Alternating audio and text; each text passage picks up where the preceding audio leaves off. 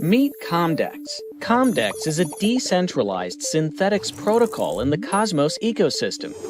Comdex enables its users to create and exchange synthetic assets using their Cosmos ecosystem holdings. These synthetic assets open the door to limitless global accessibility and liquidity, democratizing finance by bridging DeFi and CeFi. Good evening, good morning, and good afternoon to everyone who's present here. We'll just wait a couple moments more, allow more people to join, and then I'll just get started. But very excited to have everyone here. Thank you so much for joining. I can see a few folks in the chat getting involved. Hey, everyone. Hey, Vedad, Robert, Samuel, Jeff, Surinder, Chidima, Dave. Hey, everyone. Hello, hello. Welcome.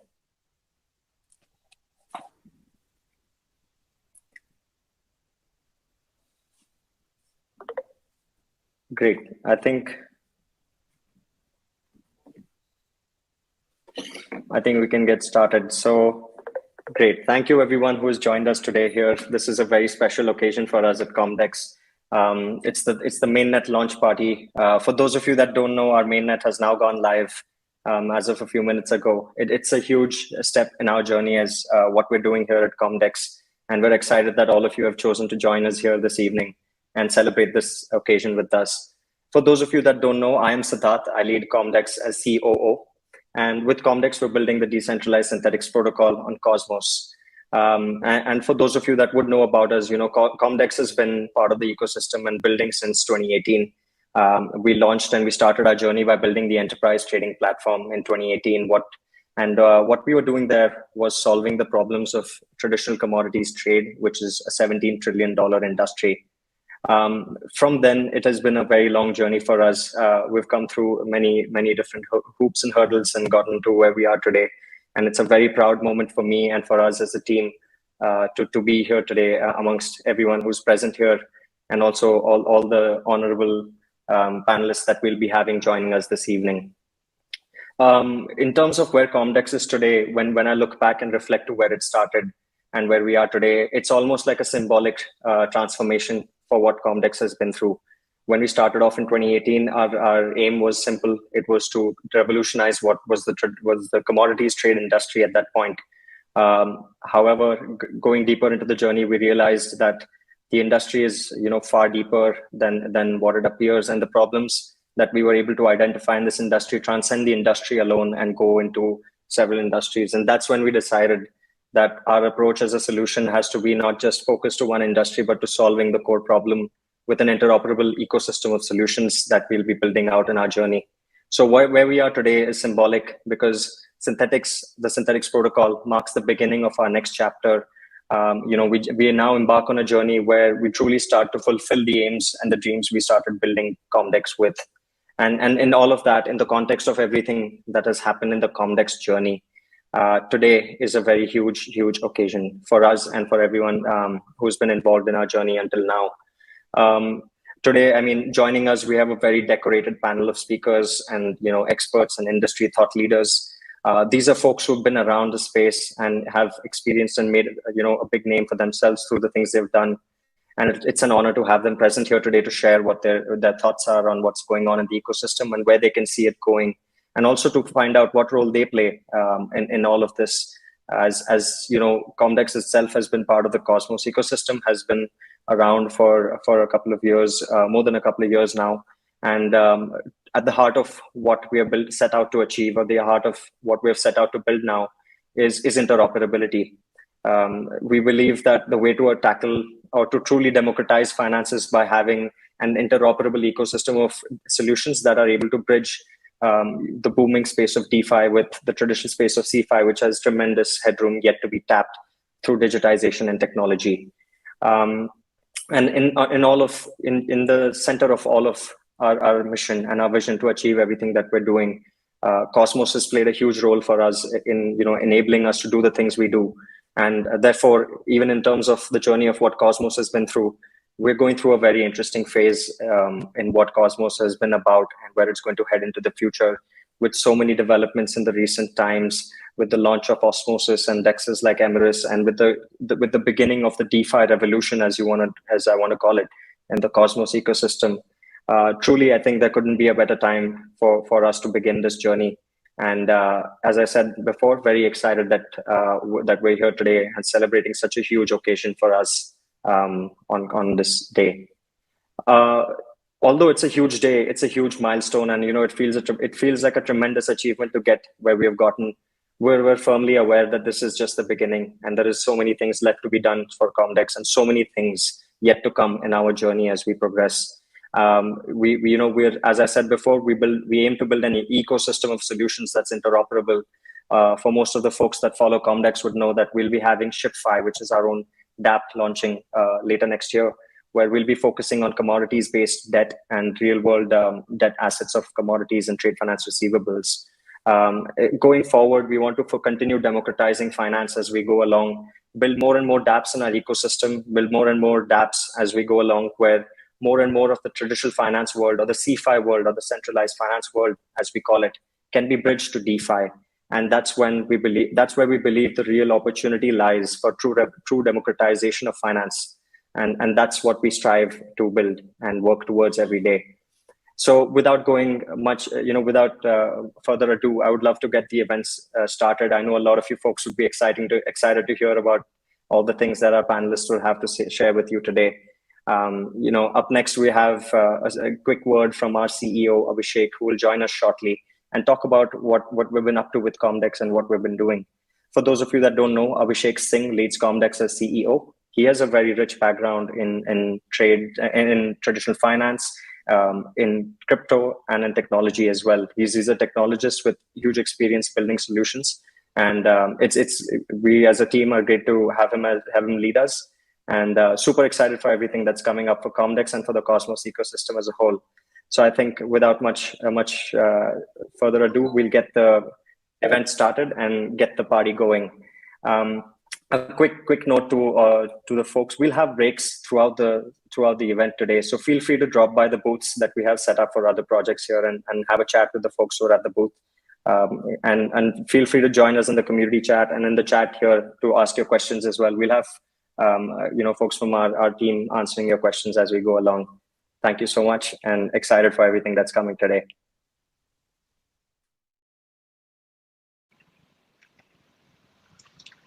Hi everyone.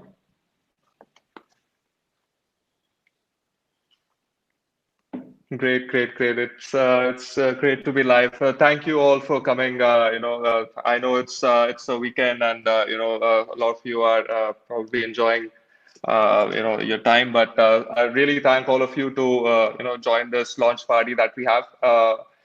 It's a really exciting day because the chain has been live for 40 minutes now.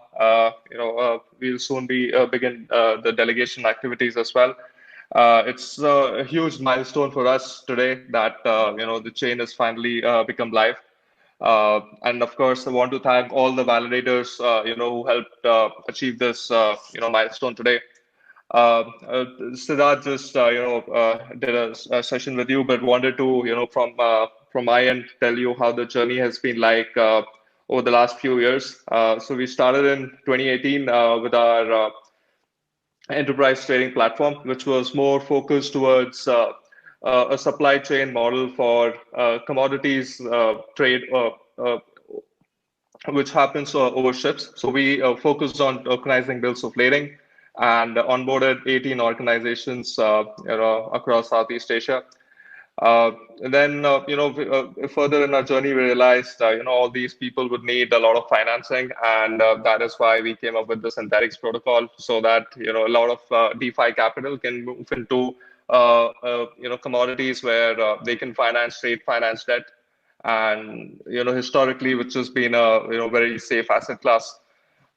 It's a 1400-year-old industry, so although we don't see very high returns, unlike what everyone's used to now in the DeFi space, but it's been a very different journey. We started with I am an engineer by trade, so it was a very challenging time for me. Initially when I started learning about commodities trade and trade finance in general. But the more I learned it, the more I was convicted that this is the solution that has to be built on chain. And it will solve so many problems of trust and efficiency, which kind of we already do with the enterprise platform. And we just want to take this journey forward over over the next few years, where we aim to develop all the solutions of supply chain and trade financing to be built on our own chain. The overall dream would be that the capital from both these ecosystems are able to flow seamlessly between each other. So thank you, guys. IP's had so great comments as well. So it's riding along the Cosmos wave. We are also huge proponents of interoperability, and the whole protocol is being designed so that more number of assets from the whole ecosystem can now be used to be used as collateral. We are very happy with with Terra's Columbus 5 upgrade, and they becoming interoperable as well. Cosmos ecosystem has finally got a stable coin as well, to be used in DeFi ecosystems, and this is like a landmark thing as well, where this will really push DeFi in the whole of ecosystem and really increase adoption.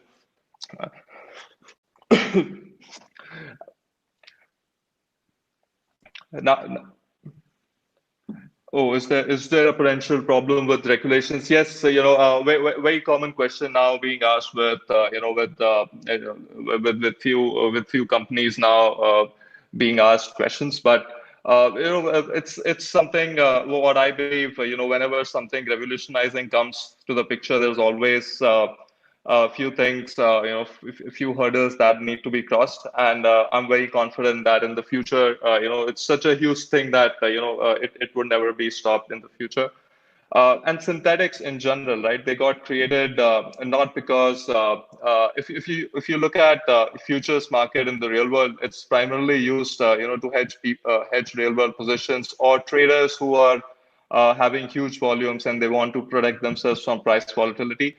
So creating a synthetics protocol, for commodities or for the ecosystem in general, it's a natural progression of things as finance becomes more ingrained into the new in the Web3 world. This kind of eliminates itself, and this where the enterprise platform kind of shine through. And once the risk is gone, we truly it becomes democratized, where we kind of see an equilibrium being reached of interest rates, of trading things. Most of the people who are involved in the in the whole of supply chain finance are so reliant on credit that this kind of becomes a natural product for the DeFi ecosystem, where most of the capital that's being generated in the crypto ecosystem can then be deployed in the real world, where most of DeFi projects will not be able to sustain the kind of returns that are being generated. But end of day, if something is backed by the real world, no matter what the market conditions are, the return would still be inflation beating at the very least. So this has been what we've been doing both on the CeFi and DeFi side. We're entering more into the DeFi space, where with ShipFi we will try to enable all the crypto users, beginning with the Cosmos ecosystem, and in the future we will have integrations with other Ethereum, Solana, etc., and get this capital be deployed into real world debt. The way forward after mainnet launch, what are we to expect next after this? So we will be seeing an application launch on the testnet, hopefully sometime in January, which will be given to audit in parallel, and a bug bounty will also be initiated for all the users to test it out as well. So this is why we'll be continuously running and upgrading our testnet, and soon you should be seeing a lot of activity on the testnet itself. Once the audit gets passed, we will be doing a mainnet launch post that, depending on how long that takes. So yeah, this is the short, in the near future, and in the longer term, we will for sure see ShipFi, because in the world in general, stable coins are seeing a lot of adoption as well, where a lot of traditional companies are now started to accept stablecoin, which was like one of the very big factors which was preventing us to launch settlement initially when we started in 18.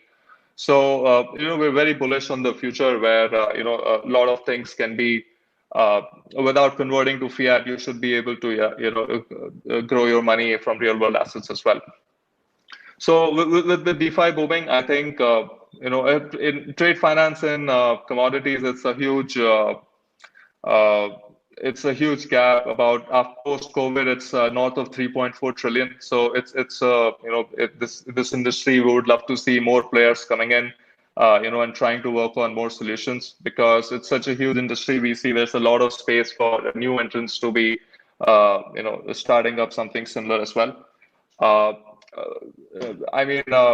It's a huge thing for us to start the mainnet today. I really want to thank my team, who's made it possible. The last few months have been very stressful, but congratulations to everyone who's part of the team and part of the journey for the last 2-3 years. I know a lot of people have been involved in getting Comdex to where it is today. Thanks to our folks over at Persistence as well. Really very, very challenging to be here without the help and support of you guys. Yep. So we have a huge set of a great set of panelists joining and discussing about Comdex and whatever their views about DeFi, CeFi are. And the first panel is going to be the rise of DeFi in the Cosmos ecosystem, and we will be seeing Tushar, Jaser, Adriana, and Greg from Akash speaking about it, and Liam, ConfidentInCrypto, who's explained the Comdex much better than I do in his videos. He would be moderating the panel as well. So, looking forward for a great set of discussions. Thank you all very much. Right then. Okay, so we're live by the looks of things. So, I hope everyone's enjoying the conference so far, or the event, Comdex Mainnet Launch Party. So we've got a DeFi panel today. We're doing a discussion on the DeFi sector within Cosmos, and I'm joined by quite a few people today. So we've got Tushar from Persistence, Greg from Akash, and Adriana from Kalpa. So first of all, if you guys can just introduce yourselves, tell us a little bit about what you're doing, the projects that you're working for, and what your role is. If we can start with Tushar, maybe. Sure. I'm the co-founder and CEO of Persistence. We're a Tendermint-based protocol and powering different kinds of use cases across the board, from liquid staking to interoperable NFTs, and also working very closely with Comdex on synthetic commodities. Perfect. And Greg, what do you do at Akash? My name is Greg Osuri. I'm the founder for Akash Network. Akash is a decentralized cloud infrastructure network. It's essentially a marketplace for cloud-grade compute that offers compute in an open and permissionless way to a price point that's market-driven, usually anywhere from 1/5 to 1/3 to what you would pay on the market. And I lead the project in all forms, development and non-development activities. Perfect. And then last of all, yourself, Adriana. Yeah, sure. So, hi, I'm Adriana. I'm the current director of marketing and community at Tendermint. I have been in this space for over 5 years now. I have gone through several roles, from community advocate to the current full-time role at Tendermint. For those who don't know, Tendermint is one of the core contributors of the Cosmos network. It has been founded in 2014 by Jay and later Ethan. We have been the company who has built the core components of what we are seeing today, everything from Tendermint BFT to Cosmos SDK and IPC.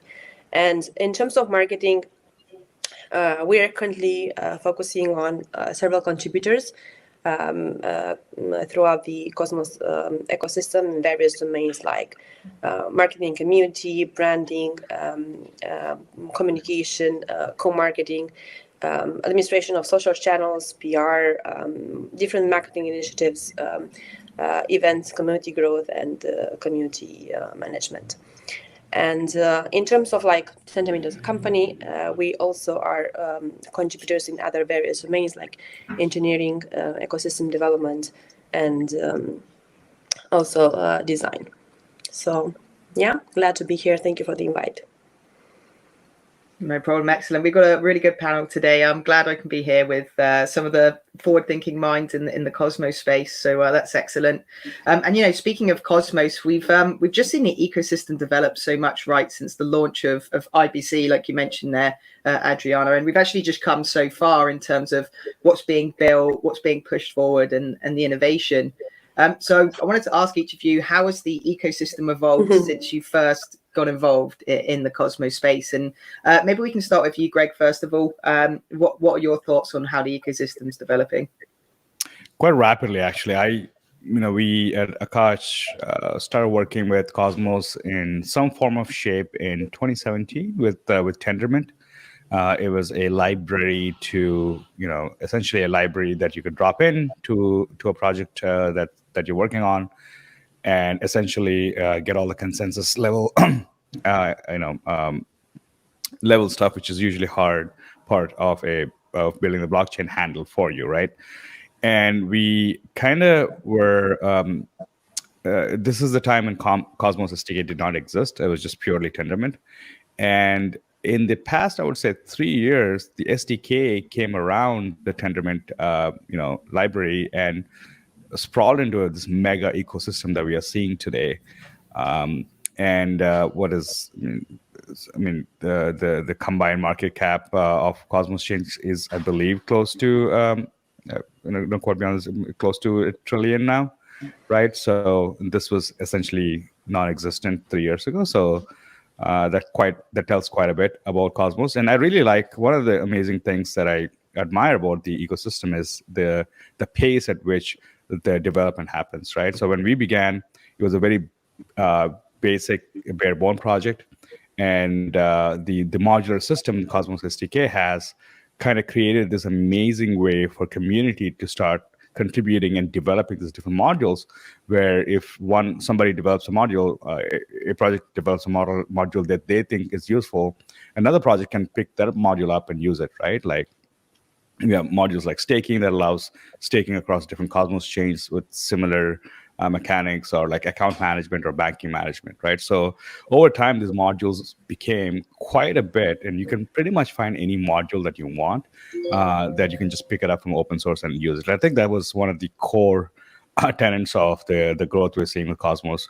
Overall, we kind of, we were kind of divergent till about 2019, building our own modules, but then we switched over to the Cosmos SDK in 2019, and it's been one of the best sort of like decisions we ever made. And one of the things that stands out about Cosmos is the sovereignty that we get, unlike other shared state chains, right? So shared state chains like Ethereum and Solana are phenomenal for developing rapidly, but once you reach a certain scalability threshold, you certainly need that sovereignty that Cosmos provides. So the ability to have sovereignty and the ability to develop in a modular manner is what I think sprawled this incredible ecosystem. And with 2021, we had the IBC that essentially went live.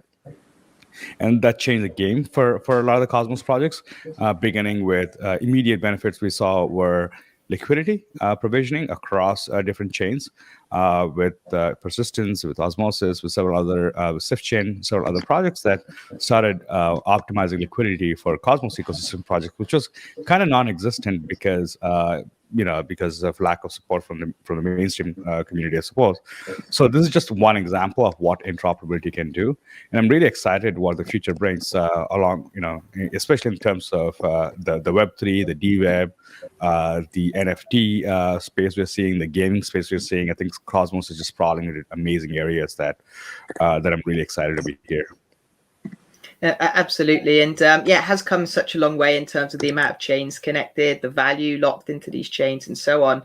What's your perspective, Adriana, on that from Tendermint, but also just from the validator side as well? How have you seen the ecosystem expand over the months and years that you've been involved? Yeah, for sure. So if I were to look at my Cosmos journey, this has been such a beautiful and amazing one. I have actually started my Cosmos experience back in 2017 with the Cosmos white paper, which came first to life. And if you think of how the Cosmos environment, or how the industry environment looked back then, it was completely different to how it looks like right now. We were on a trend of like, you were either a Bitcoin fanatic or like an Ethereum kind of progressive mindset. And the idea of the multi-chain universe did not even exist back then. Cosmos was actually the first project to introduce the idea of the cross-chain universe and the multi-chain environment. And to be able to see that, almost 5 years from then, you see that people and the industry are adopting this mindset as well. It definitely makes you feel like you have been pioneering this entire ecosystem with the vision that you have had early on.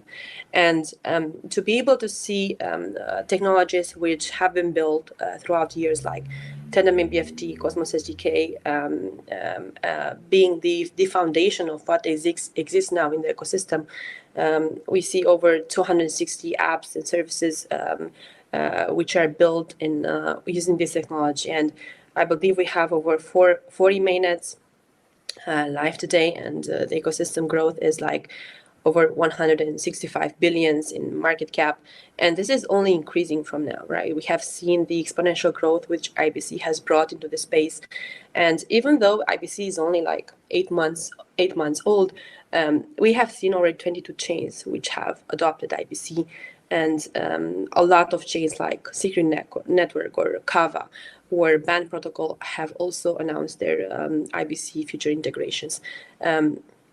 So this only shows like the rapid growth of the ecosystem and how the technologies that we have built as an ecosystem together are beginning to be the de facto of technology in this space.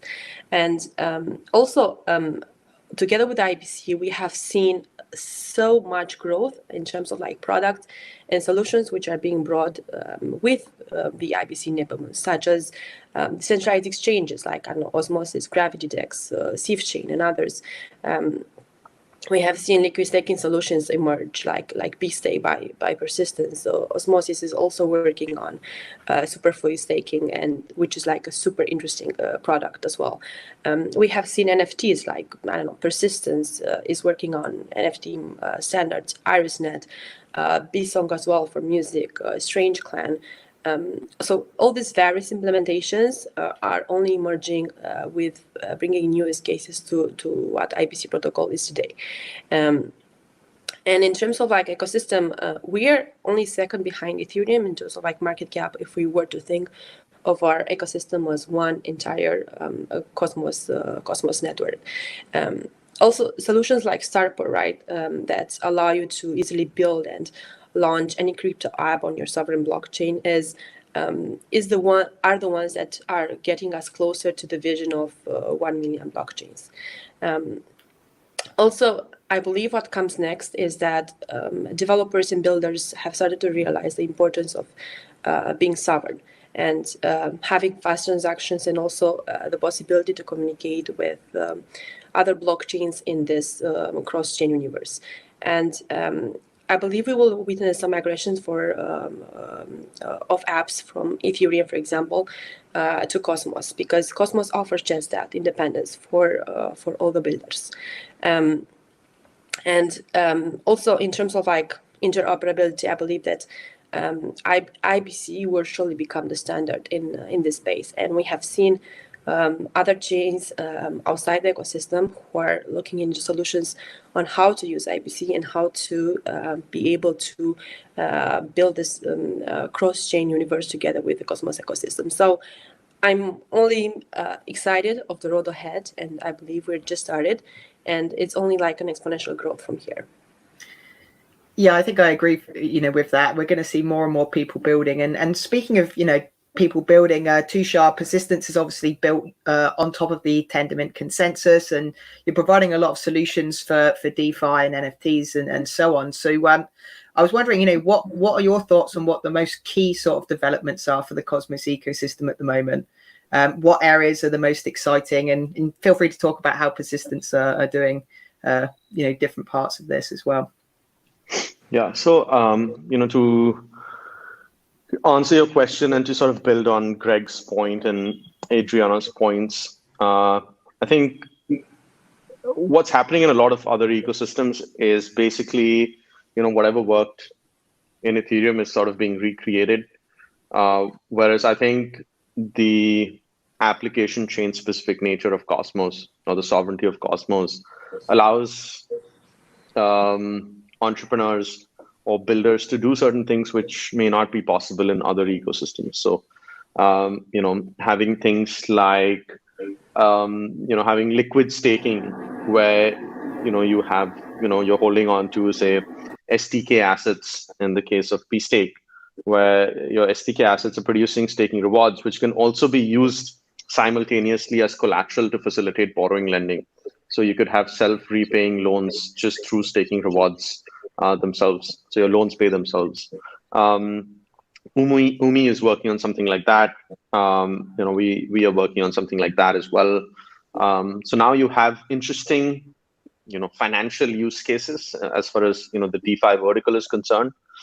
But you have, fundamentally, finance remains the same. You have exchange of assets, you have asset issuance, you have exchange of assets, you have borrowing, lending, you have derivatives, you have insurance, you have, those are pretty much, you have passive investing through vaults and indexes. So those are pretty much, the same use cases across finance. But the application chain specific nature of Cosmos, proof of stake itself, creates some very interesting gamification ideas or narratives or products themselves. So I think that is something that is super exciting for me to see. So, projects like Injective, Umee, P-Stake, I think it's super exciting to see use cases like that. And then on the NFT side, definitely super excited for everything. Again, essentially what most protocols are doing is kind of replicating what worked in Ethereum and creating sort of, some version of, ERC 721. Or just enabling, ERC 721 assets to flow over to other chains. What Persistence is trying to do is sort of fundamentally reimagine that in terms of how do you create NFTs with fundamentally different metadata, or as the NFTs themselves become more complex, how do you capture ERC 721 can be pretty restrictive. It has become a standard. But it is pretty restrictive in terms of the kind of information that can be depicted. So I think from that perspective, as Greg mentioned, the application chain specific or the sovereignty of Cosmos allows for that horizontal scaling, which allows builders to do things that are fundamentally not possible in other ecosystems. So that's something that I'm super excited about. Whether that's on the financial side or NFT side, ultimately it's about asset issuance, whether it's fungible tokens or non-fungible. I think that to me is what makes Cosmos super interesting and exciting. Thank you. And we haven't got too long, and I really wanted to cover as well how we can sort of onboard more users into the ecosystem. But Greg, very quickly, did you have anything to add about the DeFi ecosystem in Cosmos and more about the infrastructure which is supporting these DeFi applications like Comdex, like Injective, and like all of these other chains? I actually got a brilliant idea after listening to Tushar here. So one of the important parts of a self-paying loan using liquid staking is very interesting, because all of a sudden now you can create like DAOs that'll own infrastructure that purchase infrastructure, actual hardware using let's say you have AKT and you collateralize AKT and a self-paying loan using AKT. So you essentially get free infrastructure that a DAO can own and will be paid off eventually because of the loan, and then you're just making profit running infrastructure. So things like these are like not unheard of in like traditional, finance or traditional systems. So I think these are some of the exciting use cases I'd love to see in the near future. To add infrastructure is, as you know, decentralized finance needs decentralized structure, or NFT, as a matter of fact. The notion that you're using a centralized infrastructure is just horrible, right? So Akash is positioned well to provide that decentralized infrastructure. You can see applications like Strange Clan, or which is building an NFT game on Akash, or you can see Osmosis. They're running their RPC servers, eventually moving their front ends as well to Akash. And the reason for that is today we have a uncertain regulatory climate that's very hostile to anything DeFi and crypto, right? And the only way to really battle that is to offload liability from the protocol developers to the community. I call it offloading liability from the corporate to the common, because there is no escape from being a corporate. You will get approached, you will get censored, and you will get silenced, right? And it's already starting to happen. And so I think we're going to see quite a bit of that transition from the corporate to the common. And if you look at what something like Osmosis is doing, they have a DAO essentially that control the RPC servers and eventually control the front end. So if anyone wants changes in what assets Osmosis can list, can go through a governance proposal, and as long as the community is okay with it, the appropriate actions will be taken in terms of censorship or moderation. So I think like shifting that liability and the responsibility from the corporate to the common is possible when you have the infrastructure that can support that, and Akash network is there. So besides just DeFi, I think this innovation we're looking at across the board with infrastructure. You're seeing Akash and Sentinel providing the routing infrastructure and resolution infrastructure, right, through the integration with Handshake, and Akash providing the responding infrastructure, I call it. I think we're going to see quite a bit of interesting use cases in the coming few months and years. Perfect. And we've got to kind of close things there. I just wanted, Adriana, maybe you can just summarize in 1 minute or so how we can kind of get these amazing DeFi applications to more users in DeFi and also beyond it. If you could maybe talk about that for about 1 minute, and then we'll have to leave things there. Yeah, for sure. Sorry, bit of a cold here. So in terms of like user adoption, I believe there are two key components to that. And one is ease of use, right? We have seen how the solutions like Tendermint BFT, Cosmos SDK, and IBC have become the standard in the space. But for them to be adopted, like when we talk about adoption, like mass adoption, and how we're able to transition users from traditional solutions to crypto solutions, we need to think of their user experience. And for them to understand how the blockchain space works and how they're able to actually use this space, we need to make this space as friendly as possible to them. Like for example, like Google, right? Google is a mass adoption product. No one knows exactly or wants to know exactly what happens with the search engine. They just need to know they have this amazing user interface that they can use, and they're most interested in the results of the usage. So I believe if we view the crypto space and the crypto products the same way and through a user perspective eye, we will understand that in order for us to get there, we will need to adapt our products to be as easy as possible to be used. And here I'm thinking about everything from wallets to portals to cross-chain solutions, like, for example, Umee, or wallets which are designed for the cross-chain universe, like Kepler, or portals that kind of summarize all the applications and protocols in the same place, like, for example, the future of Ameris.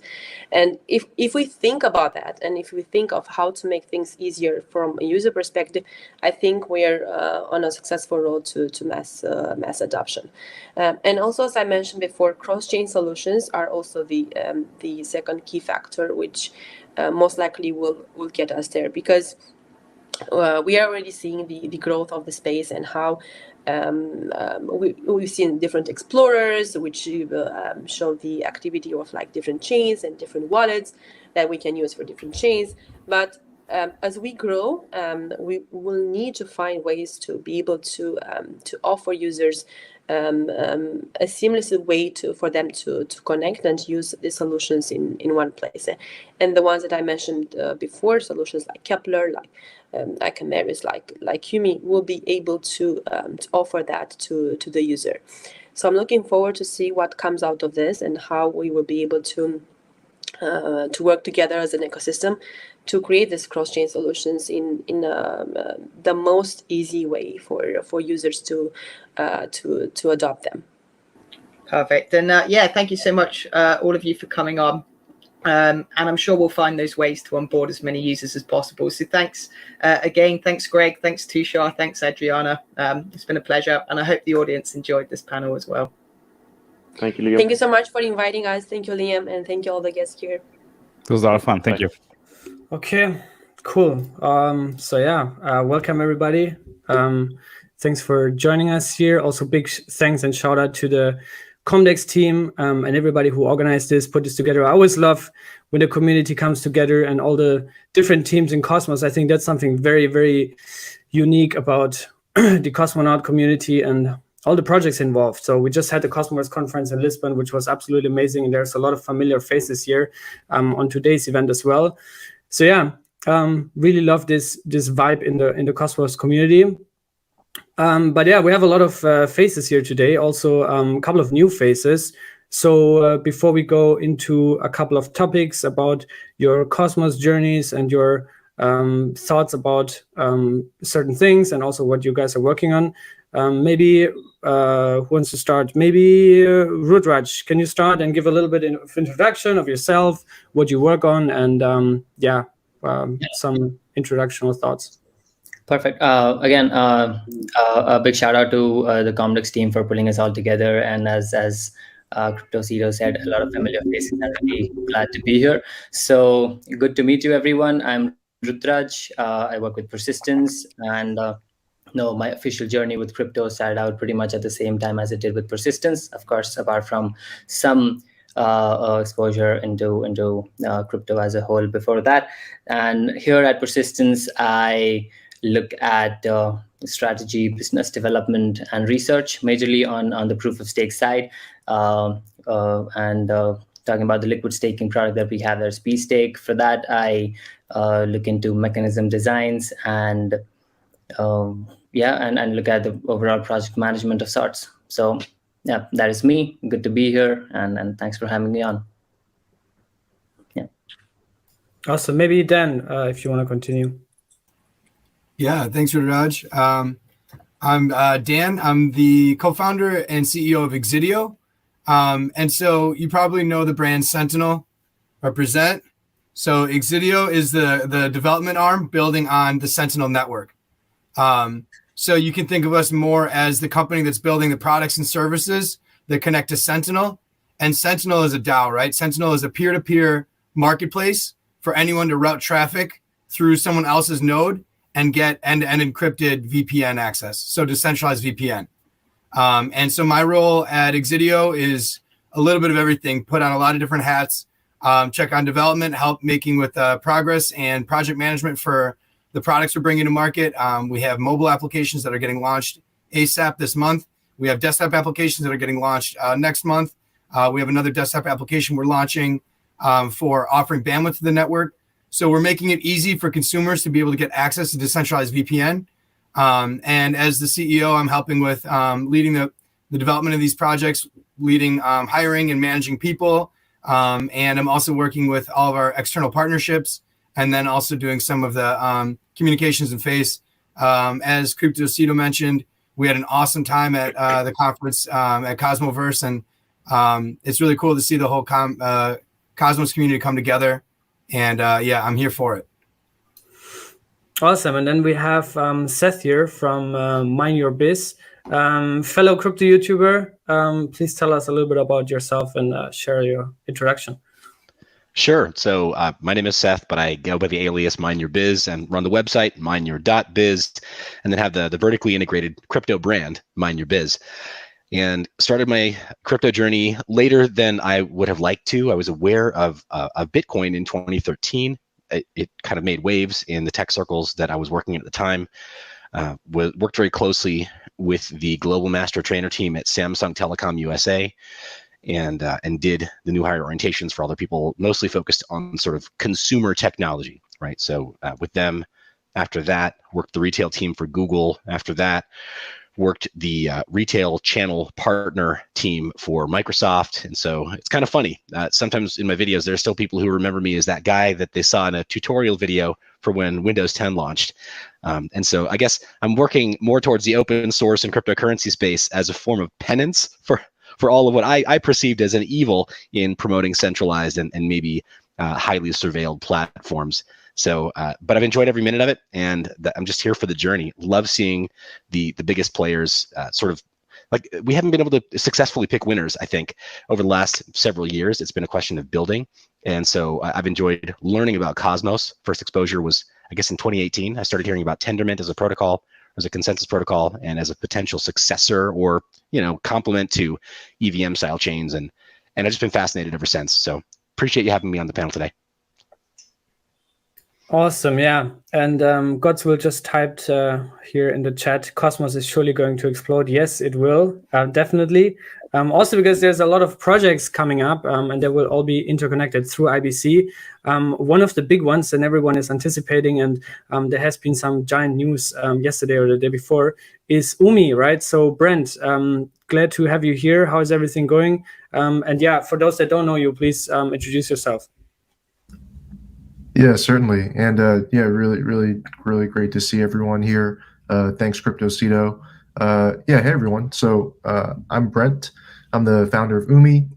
Umee is a cross-chain DeFi protocol that interconnects between the Cosmos and other blockchain ecosystems. And we're building out a suite of DeFi tools that can interact with the broader Money Legos ecosystem. And, as Cryotocito mentioned, we just announced the CoinList sale yesterday. Very exciting stuff. Prior to Umee, I was the head of strategy at Tendermint, helped build out the Cosmos ecosystem, and brought lots of projects like DEXs, built out IBC, and built out different bridge protocols. Prior to that, I was an early employee at Consensus, the software company. So joined Consensus when it was 30 people, helped build it from 30 to 1,200 in the early days.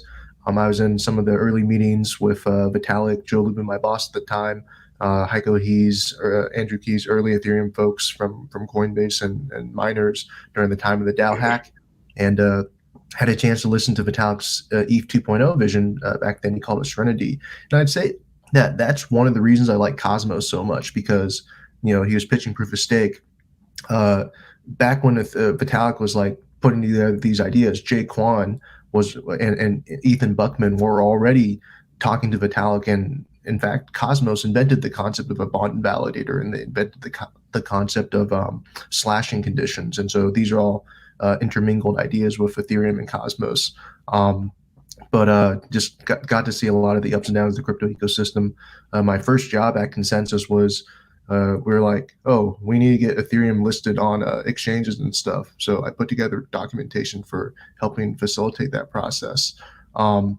But prior to all this, I traded bonds, specialized in MBS products. I'd say that Umee's kind of an amalgamation of Ethereum DeFi, Cosmos proof of stake, and cross-chain, plus many concepts from the bond and debt world. And we're pretty much building a base layer DeFi protocol. Excellent. Yeah, awesome. And I think we have one more person here, right? Siddarth, please go ahead and introduce yourself. Thank you so much, Cryotocito, and thank you all of you for joining us today. Most of you would know, actually, Chango was supposed to be joining us on this panel, but unfortunately, due to technical difficulties, we weren't able to have her on. But I'm confident in the future we'll have more such events where we'll have more folks from the Cosmos ecosystem speak, and I'll make sure we have Django join us and attend, because we would all love to hear what she has to say about what we're about to talk about today. So just a bit about myself. I lead Comdex as COO. With Comdex, we're building a decentralized synthetics protocol on the Cosmos ecosystem. Prior to working with Comdex, before we started the synthetics protocol, we were doing the enterprise trade platform, which was facilitating real world commodities trade. That was my first sort of foray into the world of blockchain and crypto. But prior to working in crypto and blockchain, I have experience working in traditional finance. I've worked in wealth management in Canada, and I've also worked in an investment banking arm of a Big Four consulting firm in India.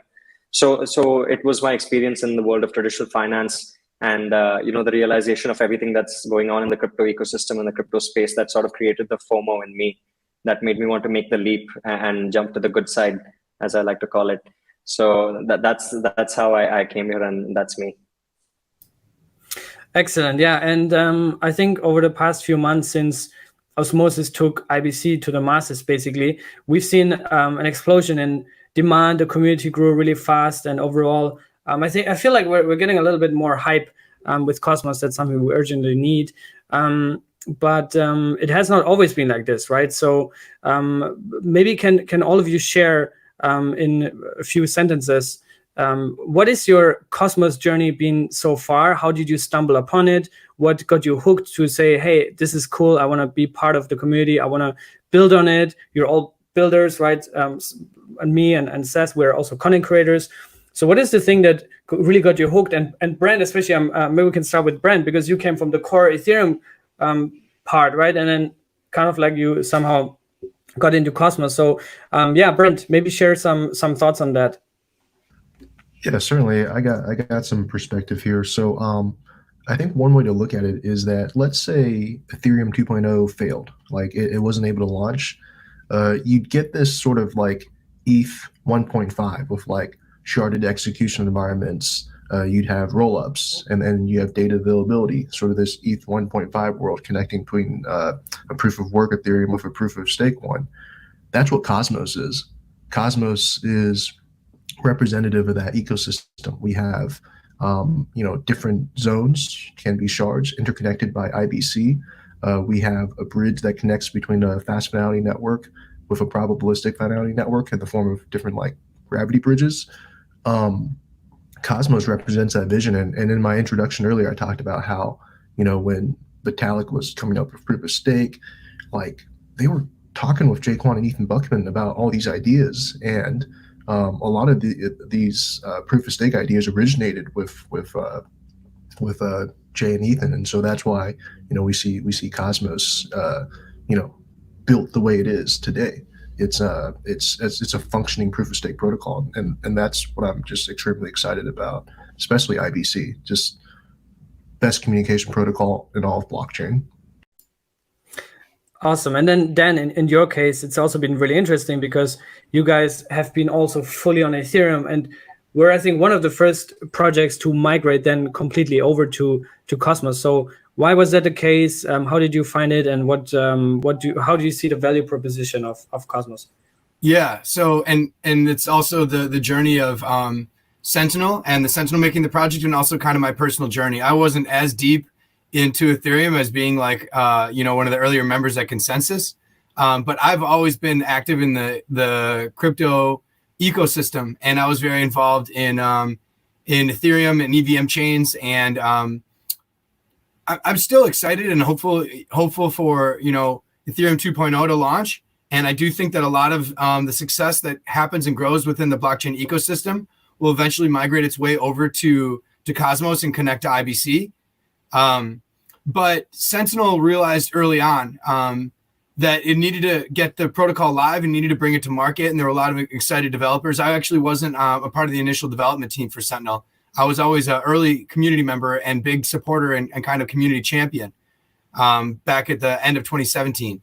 And during that time in early 2018, once they got the protocol live, the early developers had doubts around the architecture and sustainability of being able to keep a ledger of all the different bandwidth providers that are offering their bandwidth to the network available on a ledger on Ethereum. So at that point, they were looking for different architectures and doing a lot of research into a lot of different layer ones, and found that the Tendermint consensus made a lot of sense, and that then they looked into the Cosmos SDK and realized that that would be the proper chain for Sentinel to be able to have independence and to be able to have sustainability long term. So that was an early design mechanism decision that was made, I believe, in the first quarter of 2018, and had been building on Cosmos SDK for a long time. And Sentinel has been very active in the Cosmos community for a long time, participated in Game of Zones and Game of Stakes, and we've been award winners in both of those competitions and bringing more robustness to Cosmos as IBC went live. So it's been a really amazing journey. And like you said, Cryotocito, it's kind of a long time coming to now see Osmosis and Gravity and Sift Chain actually making this accessible to the world and not just like a theoretical thing. So it's been really cool to see. And we've been really fortunate. We've been one of the most liquid and deep pools on some of these bigger dexes as well. So we're excited to see the whole ecosystem continue to grow. Awesome. Yeah. And I think it's also an ideological thing that got a lot of people hooked. At least that's what brought me into Cosmos. Is like when I saw this rise of chain tribalism and maximalism, I'm like, man, this is most likely not the outcome of where crypto and blockchain and the whole DLT industry is headed. And before this call, we also talked briefly about this. So Seth, maybe you can share some thoughts, and if you can also relate it onto Cosmos, what are you kind of like interested in that ecosystem? And yeah, how do you view the whole thing? Well, hey, first off, I appreciate again that you guys are having me on this stream. We have so many great builders, so I'll be brief because as a content creator, frankly, we're trying to expose the great work of builders. So in a brief overview, the thing that has me most excited about Cosmos ecosystem and IBC is the extension of all of the value that was built before, right? So we're standing on the shoulders of giants, so to speak. Just heard Brent talk about some great builders in the space who are very well known, who've done transformative work in the space and rather very innovative work in the space that is now sort of the starting point for a lot of transformational work. And then hopefully we see significant innovation on top, not just transformative work. And I think that IBC really does represent that in terms of making proof of stake consensus with high throughput a reality today, instead of having to wait again. I built my content channel on proof of work mining content, and primarily GPU mining content, which of course spoke very directly to the Ethereum community.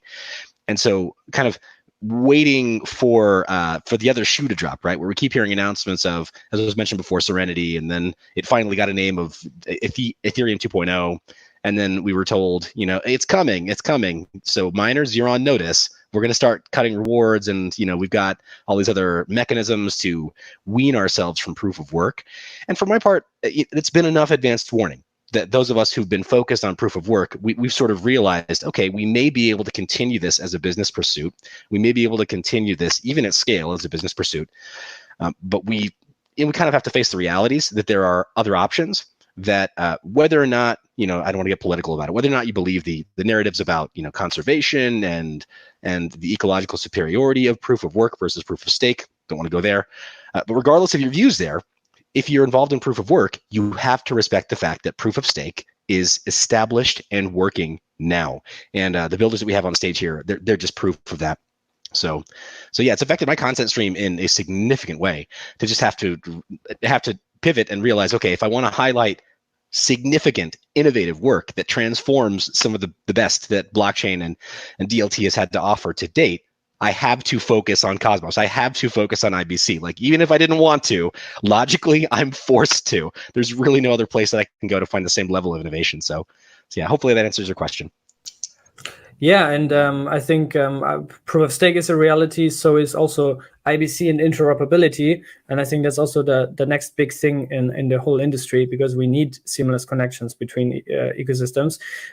We only have, unfortunately, 1.5 minutes left, so I'll do a quick question for both Rudraj and Siddarth. What do you guys think? What is the kind of like where's the most innovation going to happen within the Cosmos ecosystem over the next, say, 3-6 months? And I know you both are working in distinct fields, so maybe you can share some insights on that. I'll make it very quick because I want Rudraj to speak about liquid staking as well, which is part of my answer to your question. In terms of all the big things that's going on in Cosmos since I have joined, I've kind of actually lived it through other people, through other builders that I've known and seen their journey of what they've built. And that's been my early experience of how I experienced what has happened in the Cosmos ecosystem. And when earlier this year we embarked on this journey of building the Synthetics protocol, getting involved in the Cosmos ecosystems ourselves fully. That's when I started to truly experience what this ecosystem holds. And there's a lot of headroom to be tapped into with everything that's yet to come. But this year has been tremendous for Cosmos and everything that's come, and it has been driven by projects like Persistence, which Rudraj will shortly talk about, I'm sure, with what they're doing with liquid staking. This is what's going to drive revolution and innovation in the space. So Rudraj, I would love to hear about it from you as well. Yeah, sure. Thank you, Siddarth. Yeah, so in terms of the innovation happening within the Cosmos ecosystem, the question really, targeting innovation happening in a particular front really, undermines the overall innovation happening, and not just at the app layer, but at the underlying protocol layer itself, where in the conference also, there were so many interesting talks about interchain security, interchain accounts, and chain registry, and a bunch of other protocol layer technology innovations that are essentially going to drive innovation on top of it.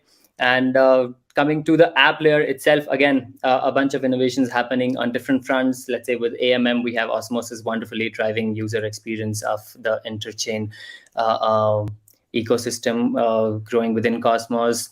Gravity DEX has been beautifully, doing with the model of equivalent swap pricing model against the CPMM. Something, again, as Siddarth mentioned, that is particularly interesting to me and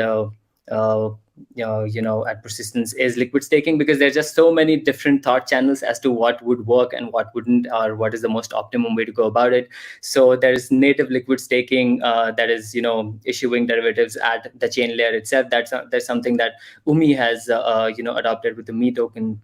So that they're building, and there's the standard staking derivatives that are issued at the app layer. That is something that pStake is doing, and we're already live for Atom and XPRT. And then again, there's superfluid staking, which is kind of an opposite way to what staking derivatives do, and make people participate in DeFi first and then participate in staking. So there's just so many thought channels, and it'll be really interesting to see how all of these innovations that are currently happening, in sort of a disjoint manner, would come together and maybe, evolve into a solution that gives out the most optimal value for the ecosystem as a whole. So yeah, that is about liquid staking. But apart from that, a bunch of innovation happening on many different fronts. On the NFT side as well, especially with after IBC has materialized after a long while when it was under development. So inter NFT standards that are being developed, clubbed with the lower fees and the higher TPS and IBC within the ecosystem, all of this clubbed together is gonna give rise to a whole new bunch of use cases that have not been seen yet. So yeah, really excited to see all of these materializing slowly, and in next 3 or 6 months, not just that, but next coming years are going to be explosive. Yeah, and I highly recommend everybody to check out Abhishek's presentation at Cosmoverse, which you can find on my YouTube channel, Cryotocito, but also on DeFi Times or the Omniflix channel, which is right after Sunny's presentation about superfluid staking. So it's really funny to see the kind of how they play together or different views on the topic, which is very interesting.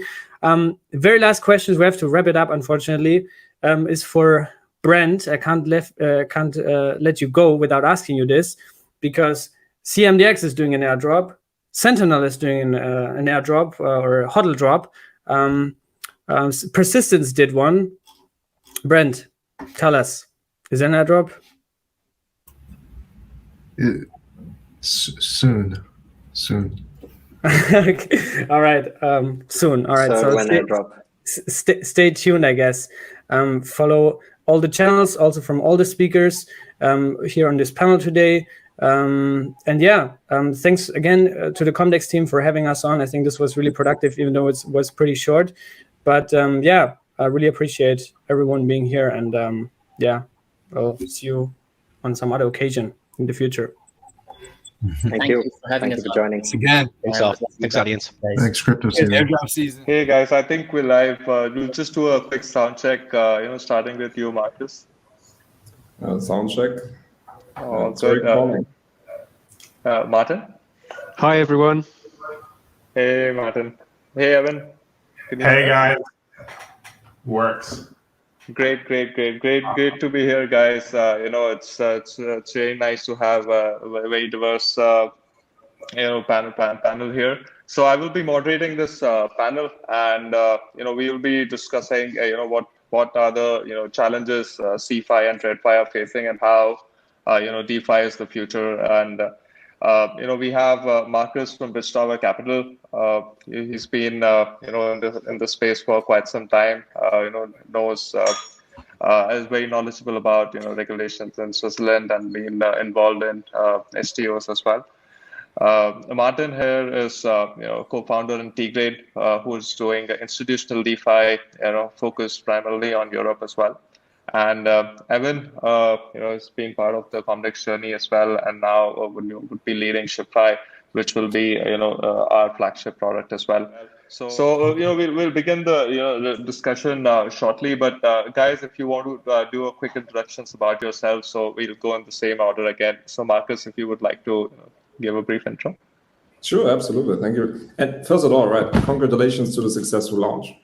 Thanks a lot, Marcus. It always feels so special to give birth more or less to a new blockchain. It's really launch party and a moment to celebrate. So thanks for everything. Quick background, Marcus, CEO of Bridgetower Capital. Bridgetower is a global private equity firm. With switching from equity investments to token investments, we realized we need to run validator nodes. So we're currently supporting a lot of Cosmos-based blockchains and some of the minor other ones like Ethereum and Solana and so on. And we're also doing our third pillar is we're calling it private activities. So we are very often helping foundations to do real-world business at the end. Helium is a great example. We are now we have a strong relationship to the Helium Foundation, and we are now helping them to manufacture helium miners in Brazil. And we're also supporting a coordinated rollout all over Latin America. And we liked it a lot, helping these Web 3.0 companies getting more real-world traction. And one of the latest achievements was also Bridgetower is now a cash compute provider out of Switzerland, completely with renewable energy. And we are super happy to support the whole Web 3.0 industry at the end with compute power. And last but not least, we also Bridgetower is also now a Comdex validator node, also here from Switzerland, renewable energy. And we are super happy to support this great project. Great. Thanks a lot, Marcus. Really kind to hear. Martin, would you like to introduce yourself as well? Yeah. Hi everyone.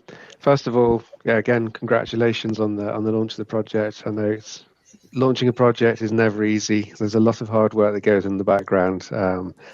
A lot of last-minute panics, and it all looks really smooth when the first block gets produced, and the chain begins its life. But congratulations! I know you've all been working really hard to get this achieved. So, well done, team.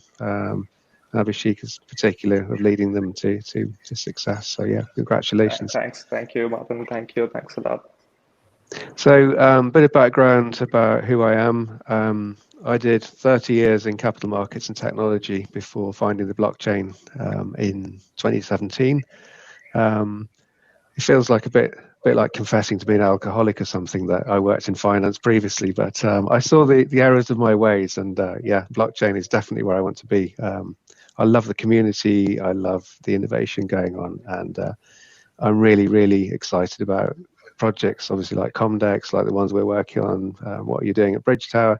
They're all really important things, and you know, there's a great future happening, and we're part of shaping it now. So yeah, so my journey in the blockchain has been various different companies. Some were shorter than others, like funding doesn't happen, then you disappear. You have to start again, pivot, find another way. And so it's been a hustle.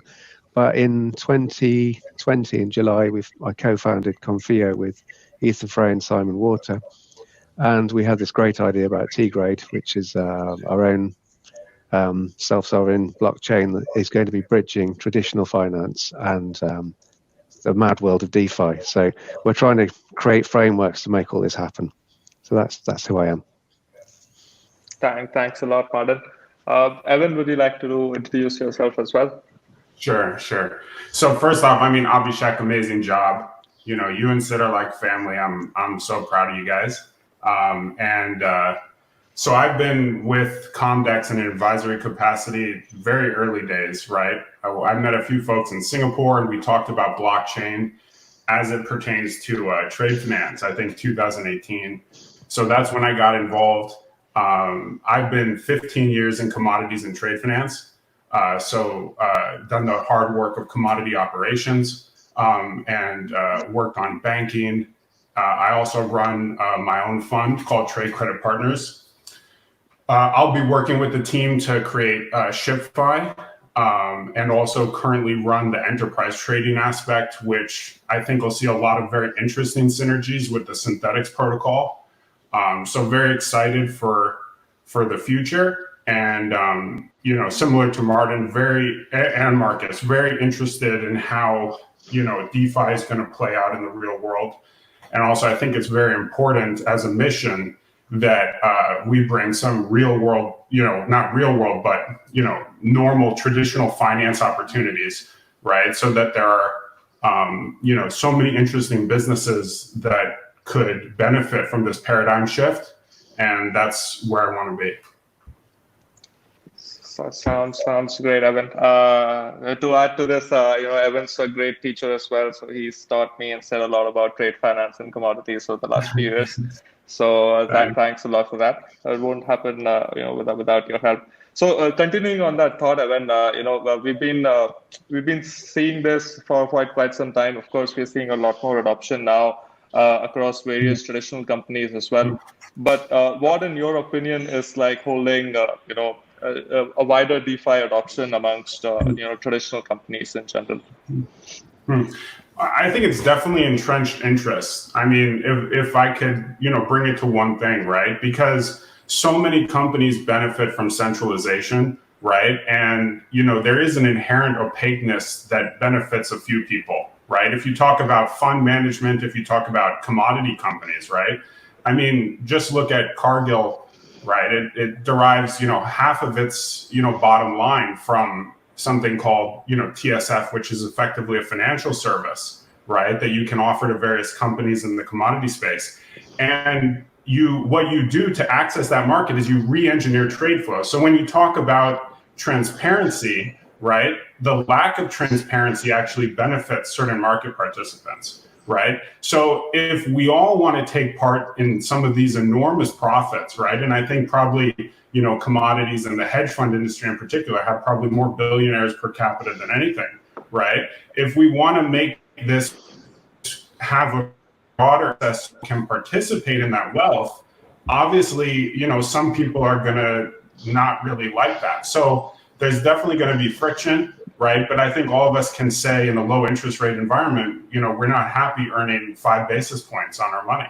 Right. So I think it's definitely coming, and I think the driving force is going to be people, and also obviously the innovative technology that just cuts out middlemen and kind of ruthlessly, reshapes the market.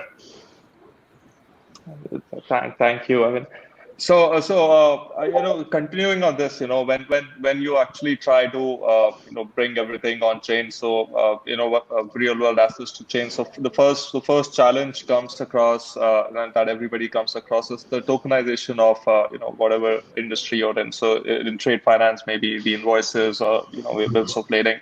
So Martin, would you, like to discuss how are you at TGrade, taking over this challenge of tokenizing the assets first, and then providing that movement. So yeah, I definitely echo what was said before about entrenched interests, and you do see quite a defensive move from the sell side. They've got big blockchain departments. They want to create garden walls. They want to create these permission systems to continue the status quo. And I think what people like us are doing, we're saying, well, no, this is wrong. We're going to do public. We're going to really undermine you. And I think they're just going to completely miss it. And it will be the buy side, the asset managers, the people actually, with investment portfolios that will navigate into the world of DeFi. And the sell side will look a bit stupid with their big garden walls that they can't do much with.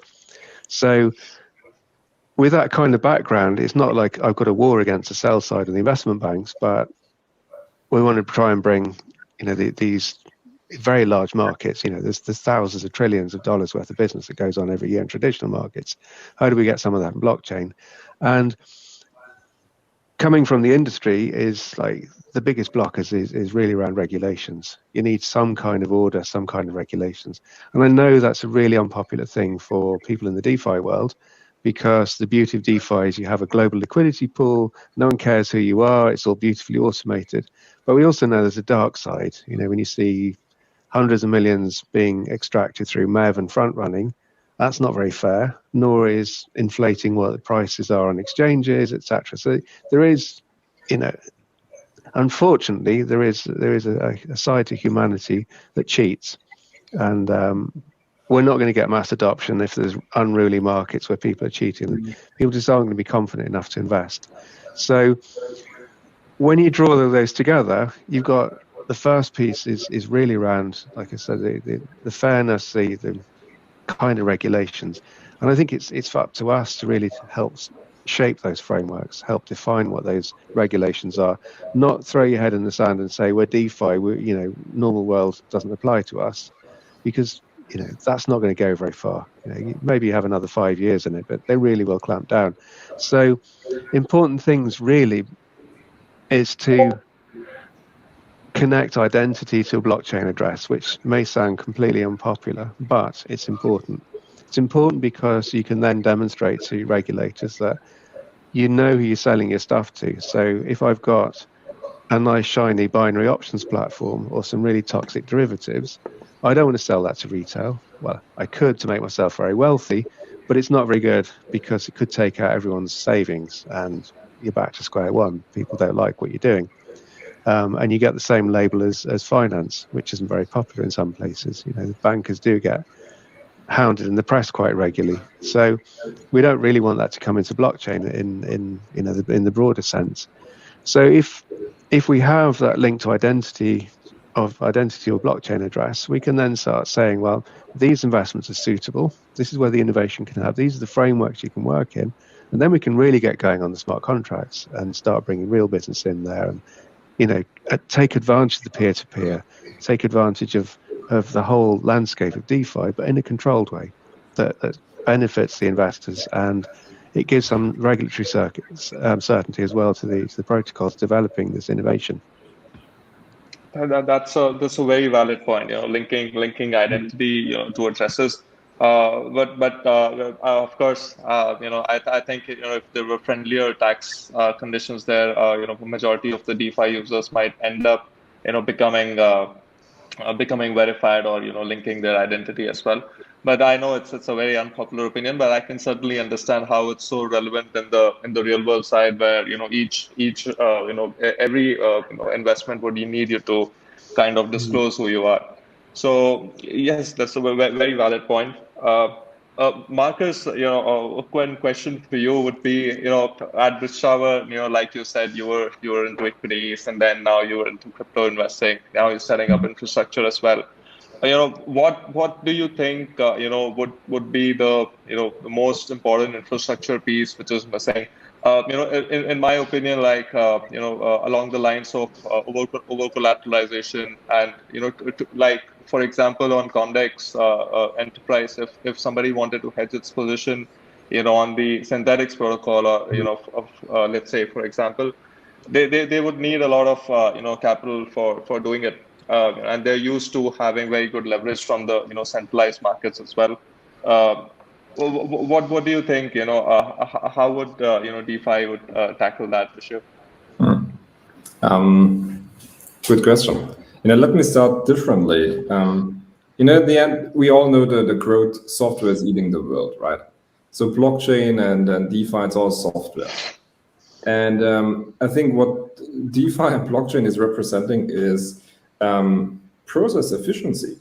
So things are happening more efficient, and we're currently at the point that they are so efficient that the human who is interacting with it is struggling following everything. So to answer your question, I think I cannot answer your question in the long term. I can answer the question right now. And I think the infrastructure piece currently missing is, I'm calling it reg tech, right? So all the regulation kind of tech, analyzing all the transactions, what is going where, and maybe even preventing it. So it's more like an assistant, a virtual assistance for institutions and more sophisticated users, helping them navigating and interacting with the DeFi space. We all know it, right? I think if you currently try to do something on the Ethereum DeFi side, it's really tricky. Lucky the Cosmos world is having osmosis, where we now have the half button and everything. I love it. Yeah. Usually it's complicated, and helping individuals and institutions to interact with this software, which is constantly changing and super complicating, plus helping them tracking everything and trying to prevent to do mistakes. I think this is at the moment the most important software, the most important infrastructure piece. And this is including, last but not least, also tracking your tax responsibilities, right? In different jurisdictions, for example, staking rewards are declared as more or less income, right? Normal exposure is capital gains. So it's really complicated to track and be tax compliant. And I think this is the missing infrastructure piece at the moment. That's such a great point. Both the the education of the users themselves and the tax infrastructure. Really great points. On a similar note, Evan, I know you've been speaking to a lot of traditional funds and trying to onboard them over ShipFi. So if you could give a sneak peek on how that would look in the future. I think we have like 2 minutes remaining, so if you would like to briefly explain. Sure. So, happy to announce I did convince a fund for a personal investment to take a stable asset, right, as a subscription instrument, right? Also talk to CPAs about some of the tax stuff. So as far as stable instruments go, there isn't too much, right, that, a CPA can say that doesn't work the way a normal fiat investment would work. So that's the positive side, right? I think also, speaking with these funds, their investors would love access to crypto, right, or exposure to crypto. Now, the good thing about DeFi and what we're trying to do is this is just like a bonus, right, the DeFi exposure. Right. So if you make a principal fund investment and you just have a bonus, right, to participate in the system through sharing of, the token, I think it will be adopted and people are going to be very receptive to it. But like what Marcus said, there's going to be a lot of hand-holding right? I mean, Abhishek, certainly you've held a lot of hands, right? I think now we have to, take it up, people like on this panel, right? Kind of the old timers, myself, included, that we have to show people how fun it is to use these products and, make people feel comfortable. Absolutely, this makes so much sense. It certainly is challenging, for someone new to enter into DeFi, but very, very positive, of the future. And as more adoption takes place, I think we'll all be able to just do all the investments right from our wallets itself. So it was great, connecting with you guys. It's almost time. If there's anything you guys want to discuss, maybe you can take another minute. Martin, would you like to, have some closing comments? Yeah, I think the main message really is blockchain's a fantastic community for collaborating. So we'll all work together on this. We'll all help define the regulations. We'll hit some headwinds quite often with vested interest, with regulators not understanding what we're doing. But I think the beauty of what we do collectively in the space is so powerful that we'll win in the end. That's such a beautiful way to end this discussion. Thank you, Marcus. Thanks, Martin. Thanks a lot, Evan. Thank you. We'll see you guys soon. This has been an exciting event.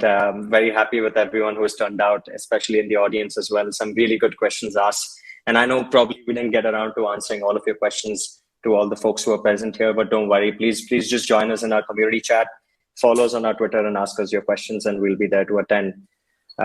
Before I close, a huge shout out to all the panelists who could join us today and, made this event so special with their presence and sharing their views. It's an exciting time to be in the space, and it was a great honor to have all of you take some time out from what is a Saturday evening for some of you and Saturday morning for some of you to join us on this event today. And as I said a little earlier on, although the mainnet launch seems like a huge milestone in the journey we've done, and it seems like everything we've done is sort of built up to this point, we know there's a very long way to go ahead. We know there's so many things that we need to do as a project, and so many things that can be done to really democratize finance the way we want to do. And it can only be done with a strong, robust ecosystem like what Cosmos ecosystem has to offer, and with the kind of community that we've been fortunate to have so far with Comdex. The party is definitely not over. There's a lot of virtual booths that have been set up by all the projects and project founders who attended here today. So all of you guys who have questions for Comdex and for other projects as well, head over to the booths. Spend some time talking to the team members there and get some insights about what's going on everywhere. In terms of everything that's going on at Comdex, the excitement isn't over. We know we did the airdrop very recently for Atom, XPRT, Luna, and Osmo holders and stakers. If you missed out on the airdrop, don't feel bad. There's plenty of more opportunities coming your way for ways you can earn CMDX and get involved with the journey that we're on. And as I said again, honored to have everyone here. Huge congratulations to the team who've been with us on this journey to build Comdex to bring it here. And I think it is time we can say Comdex is here, and the journey now starts from here onto the next chapter. So thank you everyone who joined us today. Hope all of you have a great weekend, and hope everyone's having healthy, safe, and happy. So take care, everyone. Bye bye.